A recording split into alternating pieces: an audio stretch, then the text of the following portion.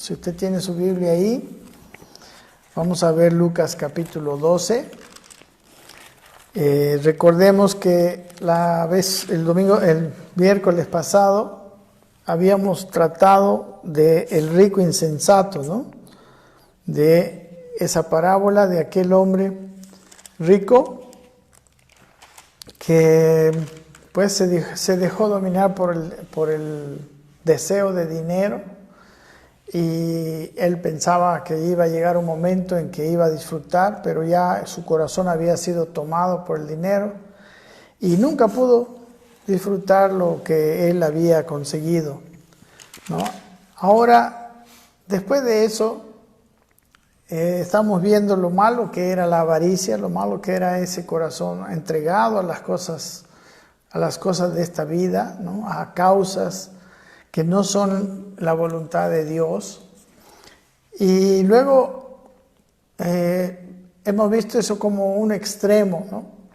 Y podían preguntarse los discípulos al haber escuchado a Jesús: está bien, puede ser que yo no tenga avaricia, pero ahora yo necesito trabajar para mantenerme, trabajar para comer. Y el Señor, que es totalmente sabio, le contesta esta pregunta, podemos decir, en el siguiente pasaje, ¿no? Termina el rico insensato en el versículo 21, dice: así es el que hace para sí tesoro y no es rico para con Dios. Vamos a leer del 22 hasta el 34, Jenita, por favor. Dijo luego a sus discípulos: por tanto os digo, no os afanéis por vuestra vida que comeréis, ni por el cuerpo que vestiréis. La vida es más que la comida y el cuerpo que el vestido. Considerad los cuervos, que no siembran ni siegan, que ni tienen despensa ni granero, y Dios los alimenta. ¿No valéis vosotros mucho más que las aves? ¿Y quién de vosotros podrá con afanarse añadir a su estatura un codo? Pues si no podéis ni aun lo que es menos, ¿por qué os afanáis por lo demás? Considerad los lirios que cómo crecen, no trabajan ni hilan, mas os digo que ni aun Salomón con toda su gloria se vistió como uno de ellos. Y si así vistió Dios la hierba que hoy está en el campo y mañana es echada al horno, ¿cuánto más a vosotros, hombres de poca fe? Vosotros pues no os preocupéis por lo que habéis de comer, ni por lo que habéis de beber, ni estéis en ansiosa inquietud, porque todas estas cosas buscan la gente del mundo, pero vuestro Padre sabe que tenéis necesidad de estas cosas. Mas buscad el reino de Dios y todas estas cosas os serán añadidas. 32 al 34 más. Ay. No temáis, manada pequeña, porque a vuestro Padre le ha placido daros el reino. Vended lo que poseéis y dad limosna, haceos bolsa que no se envejezca, tesoros en los cielos que no se agote, donde ladrón no llega ni polilla destruye, porque donde está vuestro tesoro, allí está también vuestro corazón. Amén, muy bien. Yo le llamo a esta sección, le puse como la provisión de nuestro Padre, ¿no? Veíamos en el pasaje previo, ¿no? Un hombre que dedicó su vida a hacer dinero, ¿no? Que siempre estuvo ocupado, ¿no? Proyecto tras proyecto, ¿no? Y cuando ya tenía demasiado, dijo: no, todavía voy a hacer mis graneros mayores, y seguía, siempre esforzándose, siempre sacrificándose. Este hombre, podemos decir, sí, en ese sentido, pues era muy esforzado y sacrificado, pero no era sabio.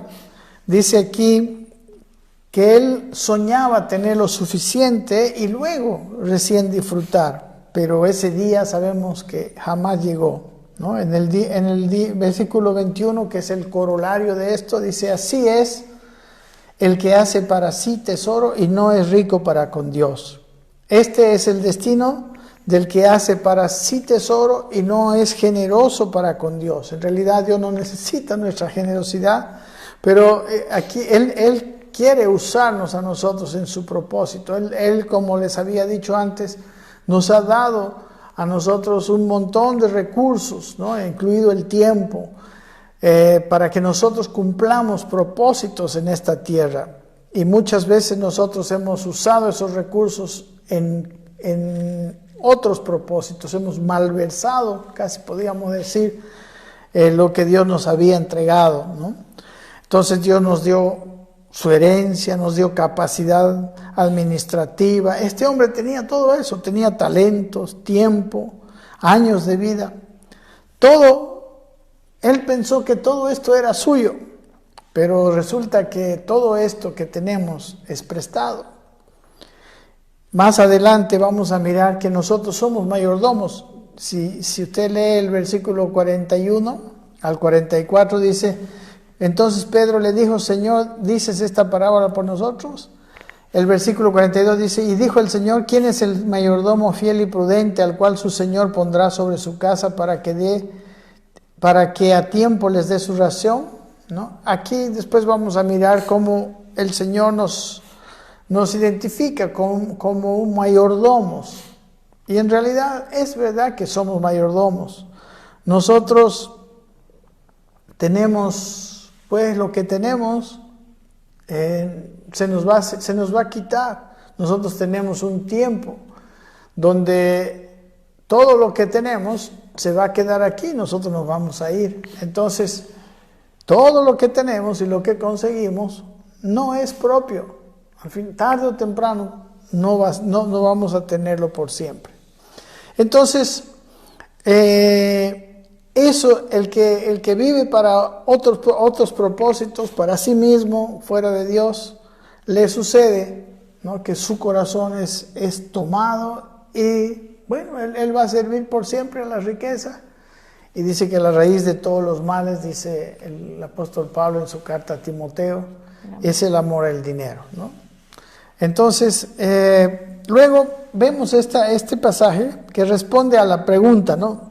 Ahora, si yo voy a vivir para Dios, si mi vida va a ser al servicio de Dios, ¿quién va a proveer por mí?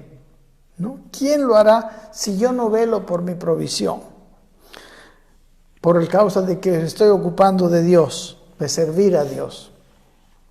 Miren, aquí nos dice, empieza diciendo, el versículo 22, dijo luego a los discípulos: por tanto os digo, dice, no os afanéis por vuestra vida, qué comeréis, ni por vuestro cuerpo, qué vestiréis. La vida es más que la comida y el cuerpo más que el vestido. No, aquí nos está diciendo que no nos afanemos, ¿no? Que podemos servir a Dios y no nos afanemos por estas dos preguntas, ¿no? ¿Qué comeremos o qué vestiremos? ¿No? La palabra vida, en realidad aquí, no es la misma vida que hay en los versículos anteriores, ¿no? Que dice que la vida del hombre, como dice, mirados, guardados de toda avaricia, porque la vida del hombre no consiste en la abundancia de bienes que posee. Pero esa es la palabra zoe, que decíamos es el principio de vida. Pero aquí la palabra vida es la palabra psique, o sea, el alma. Es como que dice que esa es mejor que la comida. Bueno, la cuestión es que no debemos afanarnos. Dice, ustedes no se afanen por estas situaciones. Dice, porque ¿qué comeréis? ¿O qué vestiréis? ¿No? Porque dice, el alma o la vida es más que la comida, ¿no? Hermanos, el Señor dice que el verdadero alimento es nuestro alimento espiritual. Miren, el Señor Jesucristo en el capítulo 6 del Evangelio de Juan, en el versículo, aquí estamos, Juan 6, 27 les dice lo siguiente: trabajad, les dice, no por la comida que perece, sino por la comida que a vida eterna permanece, la cual el Hijo del Hombre os dará, porque a este señaló Dios el Padre. ¿Cuál es nuestra comida? ¿Cuál es nuestro alimento? El versículo en este mismo capítulo 6 de Juan, versículo 51, Jesús dijo, yo soy el pan de vida. El pan que vivo, dice, que descendió del cielo. Si alguno comiere de este pan, vivirá para siempre. Y el pan que yo daré es mi carne, dice, la cual yo daré por la vida del mundo. El versículo 58 dice, este es el pan que descendió del cielo, no como vuestros padres comieron el maná y murieron. El que come de este pan vivirá eternamente. Aquí habla de una comida eterna. Es muy interesante este capítulo 6 del Evangelio de Juan, porque aquí habla de varias clases de pan, ¿no? De hecho, empieza con el milagro de la alimentación de los 5,000, ¿no? Cuando un niño tenía 5 panes y 2 peces y Jesucristo lo hizo multiplicar y comieron 5,000 personas y sobraron 12. Entonces empieza con ese pan que es el alimento del cuerpo de la gente que necesitaba porque ya estaba mucho tiempo escuchándole, ¿no? Y estaban desfalleciendo en el cuerpo. Luego habla de otro tipo de otro pan interesante, este es un pan milagroso. Luego habla del pan que era el maná, que era toda la alimentación que tuvieron durante más de 40 años en el desierto. Todas las mañanas venía un pan desde arriba, venía un pan que era como una escarcha, dice, ¿no? Y eso nunca falló los 40 años que ellos estuvieron en el desierto. Y este era otro tipo de pan, más milagroso, era un pan especial que nunca falló, pero ese pan, dice, ellos estuvieron en el desierto, dice aquí, y murieron. Pero después habla de un tercer tipo de pan, y Jesús dice, yo soy el pan de vida. El que tiene, aquí decía, ¿no? En el versículo 58, 6:58 dice, este es el pan que descendió del cielo. Miren, no como vuestros padres comieron el maná, ¿verdad? El otro pan, pero murieron porque el maná seguía siendo alimento para el cuerpo. Dice, el que come de este pan vivirá eternamente. Él habla de una vida eterna, una vida sin límite, que es la verdadera vida que tenemos, es aquello que realmente es nuestro. Como les dije, todo lo que estamos teniendo en esta tierra es prestado, es confiado a nosotros, somos administradores. Y miren, les habla el versículo 24, que vean, ¿no? Considerad, dice, los cuervos. Dice que, miren los cuervos, dice, que ellos ni siembran, ni ciegan, ni tienen despensa ni granero, y Dios los alimenta. Y les hace la pregunta, ¿no valéis vosotros mucho más que las aves?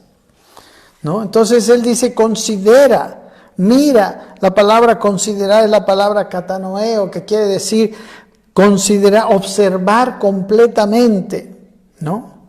Miren bien a las aves, dice, a los cuervos.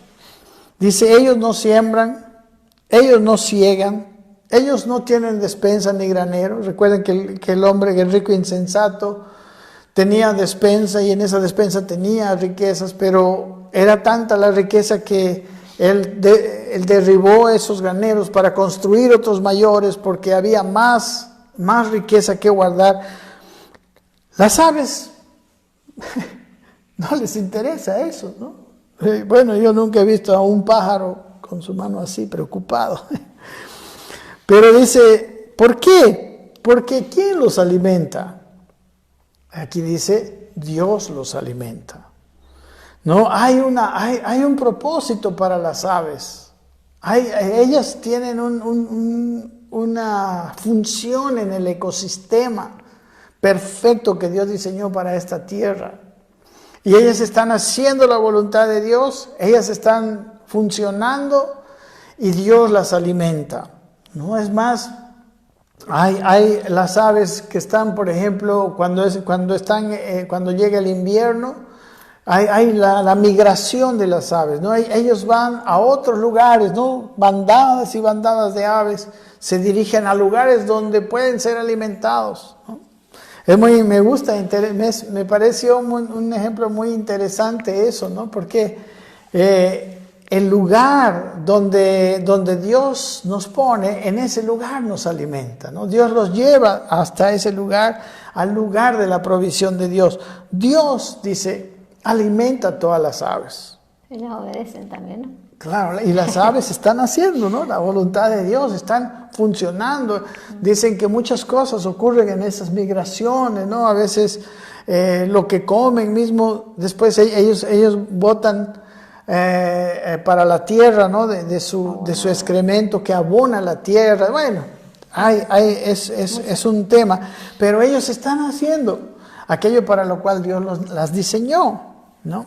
Pero la pregunta en este versículo es, ¿no valéis vosotros más que las aves? ¿No?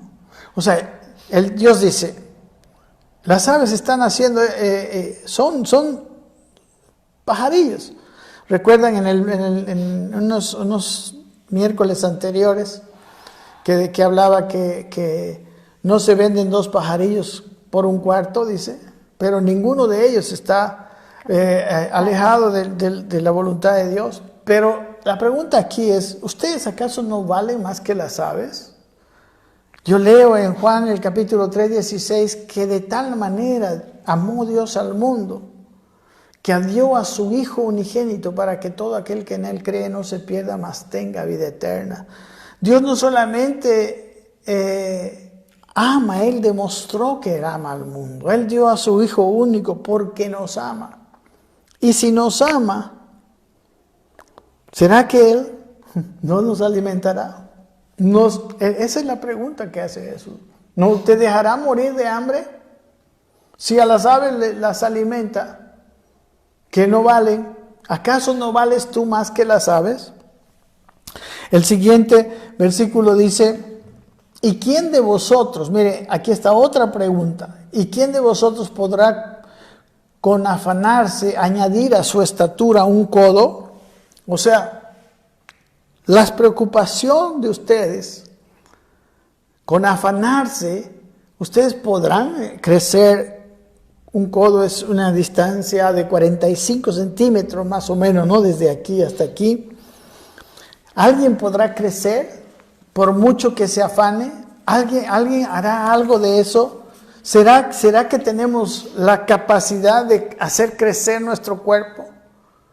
Y dice el versículo 26, pues si no podéis ni aún lo que es menos, dice, ¿por qué os afanáis por lo demás? La palabra menos es un superlativo de poco o de chico, chiquinísimo, poquísimo. En este versículo compara la capacidad del hombre en estos 2 versículos. El hombre ni puede siquiera crecer un codo. El Dios alimenta a todas las aves. ¿Alguna vez usted podría hacer un cálculo? No sé, a alguien se le ocurrió, no sé, yo no tengo el dato exacto, pero no sé cuántos vagones y vagones y vagones, toneladas de grano, ¿no? Millones de toneladas de grano diariamente para alimentar a todas las aves. Y aquí dice, ¿será que ustedes pueden proveerse mejor que yo? Y yo a las aves las considero, las valoro, pero a ustedes los valoro mucho más. El valor que tiene un hombre en los ojos de Dios es demasiado grande.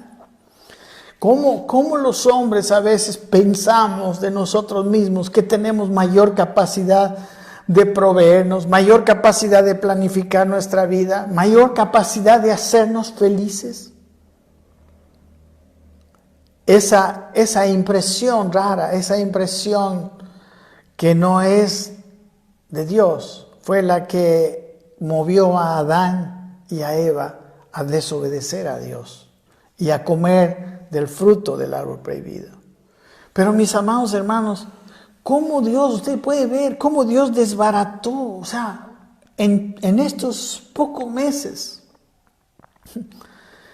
¿Cuántas empresas, cuántas personas tenían planes?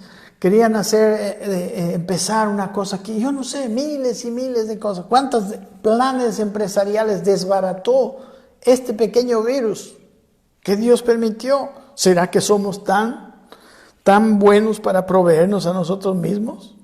Dios desbarató el presupuesto de tantas personas. Es más, el presupuesto de tantos países. Cayó el petróleo.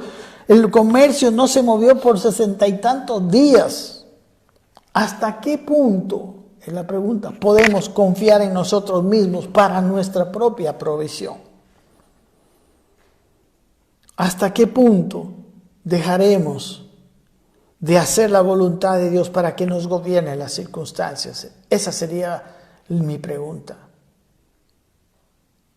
Ahora, ¿cómo nosotros reaccionaremos ahora que entraremos en un tiempo de recesión económica? ¿Será que estaremos tan afanados y tan preocupados? ¿Dejaremos de ser generosos? ¿Guardaremos? No sé. Pero yo estoy seguro que Dios nos va a guiar y Dios nos va a proveer. Amén. Las circunstancias serán las que nos gobiernan. Las circunstancias serán las que gobiernan nuestra paz. O la fe. Lo que Dios dice. Aquí dice que Dios provee a todas las aves. Y que a nosotros nos ama más que a las aves. Miren, y Dios no solamente nos da el ejemplo, un ejemplo, el Señor está lleno de ejemplos. Dice el versículo 27, considerad, vuelve otra vez la misma palabra, vean atentamente, observen atentamente los lirios, dice, cómo crecen. No trabajan ni hilan, mas os digo que ni aun Salomón con toda su gloria se vistió como uno de ellos. Y si así viste Dios la hierba que hoy está en el campo y mañana es echada en el horno, dice, ¿cuánto más a vosotros, hombres de poca fe? ¿Qué son los lirios? Los lirios, la palabra lirio es una palabra en el griego, krión, que quiere decir flores silvestres, ¿no? Hay unas flores, sí, hay unas flores que habían allá cerca de los lagos de Galilea, en las partes fértiles de la tierra de Israel, ¿no? Y le dicen lirios, casi se puede decir que esa palabra se usa para casi cualquier hierba que tiene flor, floreada, ¿no? Entonces, dice aquí, está preguntando, ¿quién da crecimiento a los lirios? ¿Quién teje para ellos? ¿Quién les pone esos maravillosos colores? ¿Usted ha observado una rosa? Y yo creo que no hay color de una prenda sintética que se iguale al color natural de una rosa. Dios las viste de una manera maravillosa. Y aún aquí da el ejemplo de Salomón. Dice el rey Salomón. Ustedes saben que el rey Salomón fue el rey que estuvo en la época de mayor prosperidad, de mayor esplendor en Israel. En el tiempo de Salomón, Israel tuvo su máximo crecimiento, aún las fronteras eran mucho más grandes, él tenía paz por todas partes, había mucho oro, dice incluso que la plata se consideraba casi como una piedra.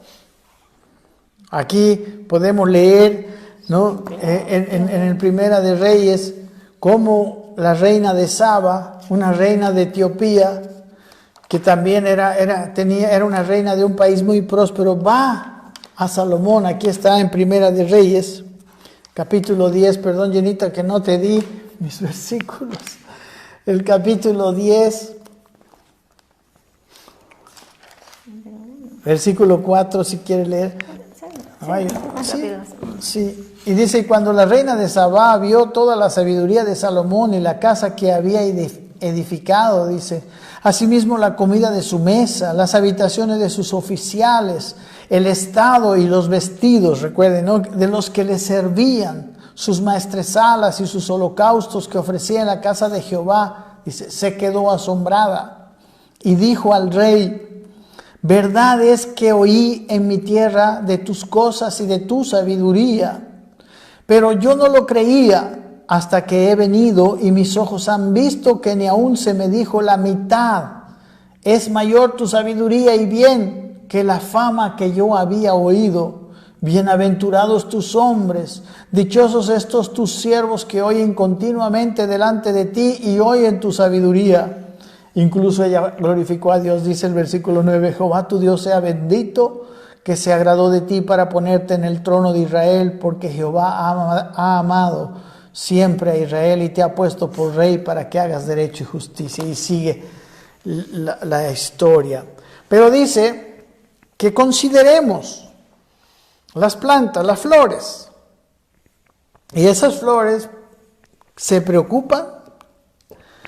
Y sabe que Dios vistió con tal belleza a esa hierba, ¿no? Y dice, miren, incluso que en el versículo 28, Dios viste así a la hierba que hoy está en el campo y mañana es echada al horno. Las flores no duran mucho generalmente. Hay pocas flores que duran, no sé, una semana. Las orquídeas, muy qué poco, ¿no? son. Sí, pero cuando ya tarde o temprano se pierden, ¿no? Tarde o temprano se marchitan y se queman. Aquí dice, es echada en el horno. Amén. La hierba, las flores no duran mucho, pero qué lindo. Dios las viste con tanto detalle. Esa hierba que se va a quemar, cuando Dios la viste con detalle, la viste con belleza que ni aun Salomón con toda su gloria tuvo. Y miren, la pregunta es, ¿cuánto más a vosotros, hombres de poca fe? Si nos ama, ¿cuánto más a vosotros, hombres de poca fe? ¿Y qué quiere decir con poca fe? Con poca fe quiere decir ustedes que no confían, ustedes que confían tan poco. Amén. Por eso están afanados, por eso están turbados, por eso están dejando de hacer mi voluntad, dejando de meditar en mí, como decía Gina, dejando aún la oración, dejando la palabra de Dios, dejando de hacer justicia, dejando de dar, dejando de bendecir, dejando de ponerse al servicio de los demás, al servicio de Dios. Hermanos, hay gente que trabaja por dinero, pero yo digo, nosotros los cristianos no trabajamos por dinero. Sí, claro que recibimos la paga, pero nosotros trabajamos porque Dios nos pone ahí. Y nosotros no trabajamos por la cantidad de dinero que nos pagan. Nosotros trabajamos porque Dios nos puso ahí y nosotros vamos a servir a Dios en ese puesto de trabajo. Y lo vamos a hacer con lo mejor que tenemos, con los dones que Dios nos dio. Por eso es tan importante entender que el lugar donde tú estás es el lugar donde Dios te puso. Y si estás ahí y te pagan poco, no te preocupes. Dios se va a encargar de proveerte. Dios dice que a nosotros nos vestirá con mucho más que a los lirios del campo. Y él compara. Los lirios del campo no duran, no sé, un mes, una semana. Las mejores flores pierden ya su belleza. Nosotros vivimos hasta 80, 70 años, 50 años. Y somos amados por Él y somos valorados por Él. Esas flores se van a quemar. Nosotros somos aquellos por los cuales envió a su Hijo para morir por nosotros.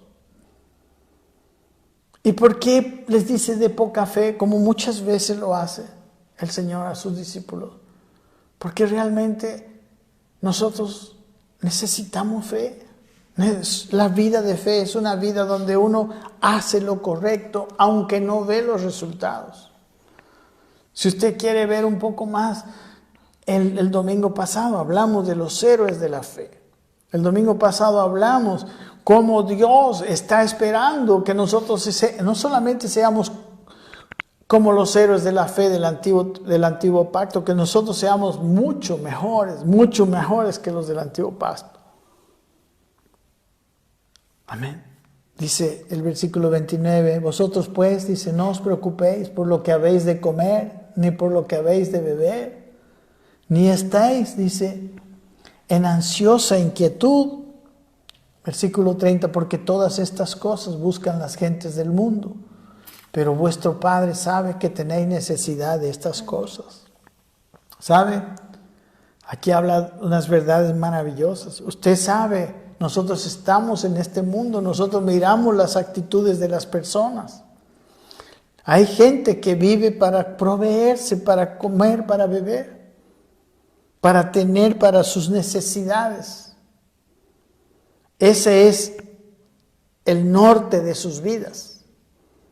Pero ¿sabe qué? Dios tiene un norte superior para nosotros. Dios no nos ha traído a este mundo simplemente para que sobrevivamos en este mundo. Dios tiene planes maravillosos. Dios quiere que seamos una bendición para este mundo. Dios quiere eso. Nuestro Padre, y ¿sabe qué? Mire, aquí está muy precioso. Dice que nuestro Padre sabe que tenemos necesidad de estas cosas. Hermanos, Dios nos creó no solamente espíritu.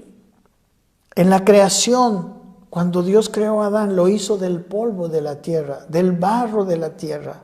Lo hizo un ser material y también un ser espiritual porque sopló en él aliento de vida y él fue un ser viviente.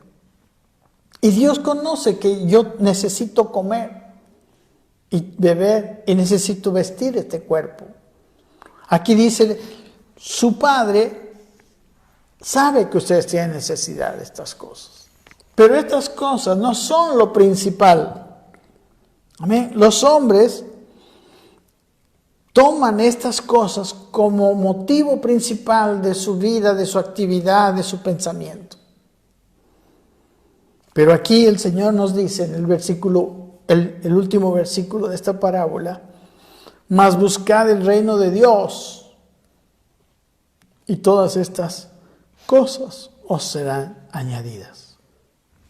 Ustedes busquen el reino de Dios. La gente busca el suplir sus necesidades, pero ustedes busquen el reino de Dios. Porque cuando buscan el reino de Dios, ustedes tienen a alguien que les va a suplir. Mejor de lo que ustedes pueden suplirse.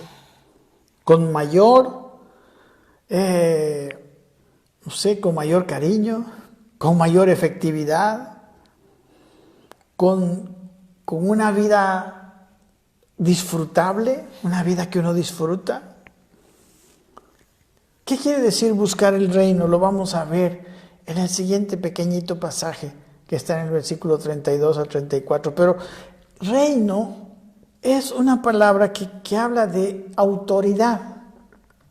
Buscar el reino es buscar la autoridad. Buscar el ser gobernados por Dios. Cuando en el Padre Nuestro Él dice, Él nos enseña a orar, venga a tu reino, es que Dios gobierna esta tierra. Porque todos los males que tiene este mundo son a causa de que Dios no está gobernando, de que los hombres que tienen libre albedrío siguen pensando que sus pensamientos, sus acciones, que el norte que ellos trazan es mejor que el que Dios quiere. Cuando nosotros sabemos que Dios es millones de veces más inteligente que el hombre más inteligente. Dios sabe todas estas cosas. Y Dios dice, ustedes busquen el reino. Quiere decir, ustedes traten de hacer mi voluntad. Busquen que yo los gobierne.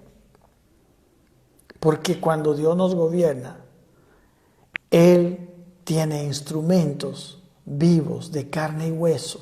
Porque nuestro Dios es espíritu. Pero Él necesita hombres de carne y hueso para traer la autoridad de Él a esta tierra.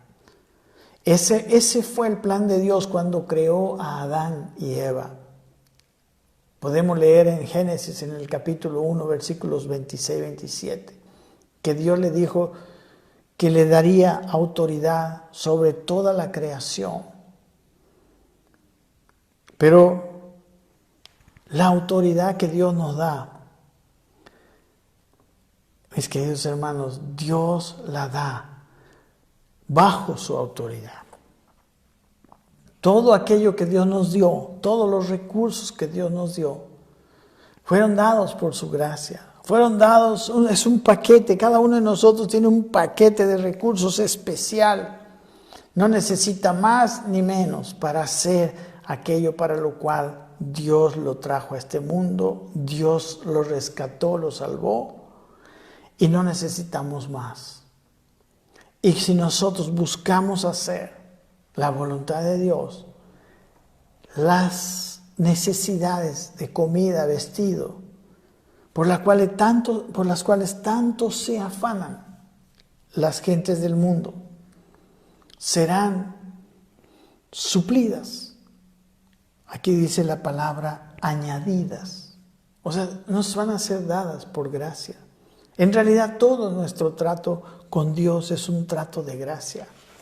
Nuestro trato con Dios es un trato, mis queridos hermanos, de amor.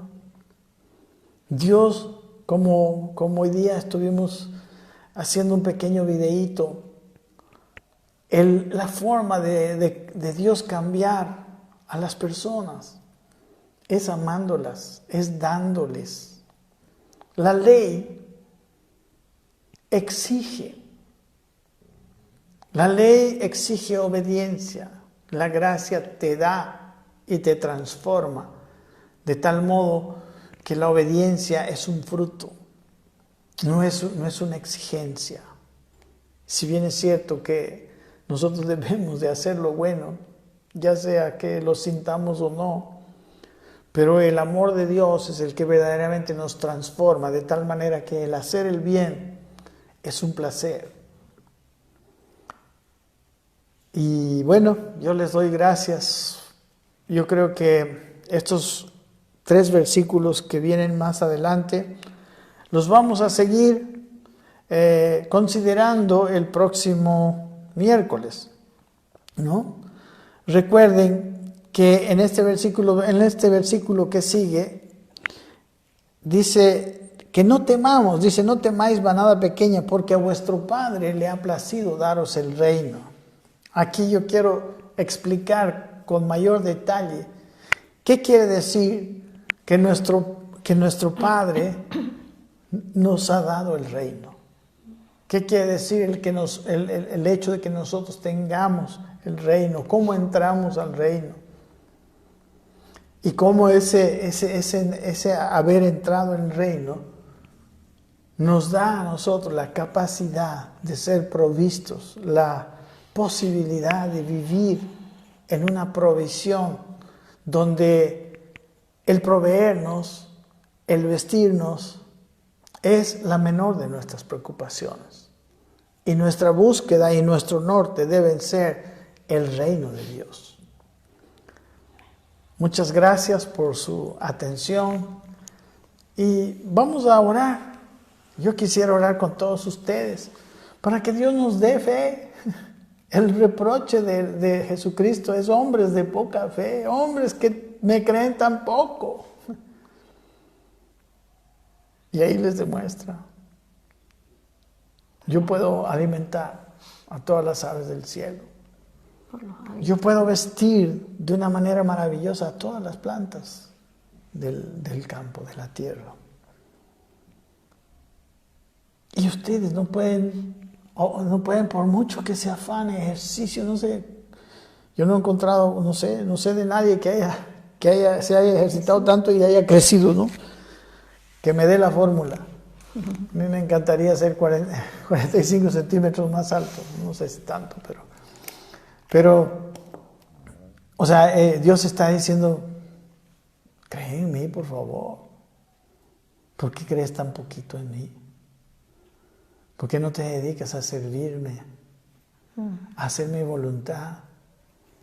y confíes en que yo soy primero, tengo la capacidad de proveerte. Segundo, te amo.